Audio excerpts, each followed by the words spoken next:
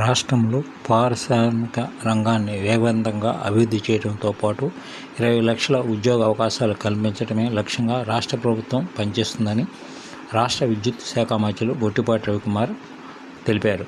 బుధవారం అద్దంకిలో స్థానిక revenue divisional కార్యాలయంలో ప్రకాశం జిల్లా కలెక్టర్ రాజాబాబు గారితో కలిసి మొదటి విడత కింద భూములు ఇచ్చిన రైతులకు పరిహార చెక్కులను కూడా మంత్రి పంపిణీ చేశారు. ఈ సందర్భంగా మంత్రివర్యులు గొట్టిపాటి రవికుమార్ మాట్లాడారు. అద్దంకిలో రెమ్స్ అని ఒక రెన్యూబుల్ ఎనర్జీ మ్యానుఫ్యాక్చరింగ్ జోన్ అని ఒకటి పెడుతున్నాము. ముఖ్యమంత్రి గారిని అడగగానే మన కాన్స్టిట్యూన్సీలో పెట్టడానికి ఓకే చేశారు.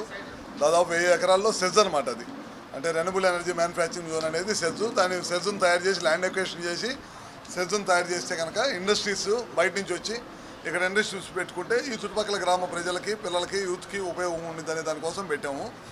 వ్యాపారంగా అభివృద్ధి చెందింది. మనకు నేషనల్ హైవేలు ఉన్నాయి. తొందరలో రామాయపట్నం పోర్టు వస్తుంది. వీటన్నిటి కోసం పెట్టాము. ఇవాళ కొంతమంది రైతులు బిల్లింగ్ ఇచ్చారు. దాదాపు 175 ఎకరాలు.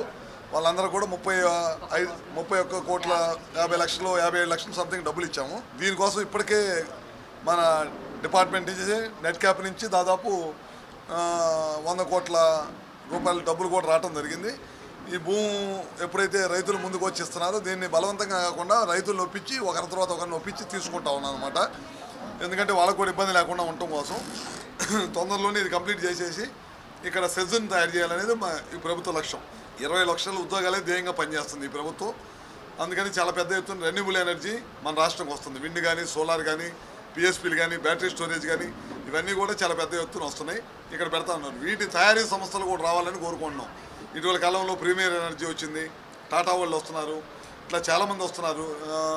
వాళ్ళందరూ కూడా వైజాగ్ ప్రాంతంలో కానీ అట్లానే తిరుపతి చుట్టుపక్కల ప్రాంతాల్లో ఇండస్ట్రీస్ పెడుతున్నారు.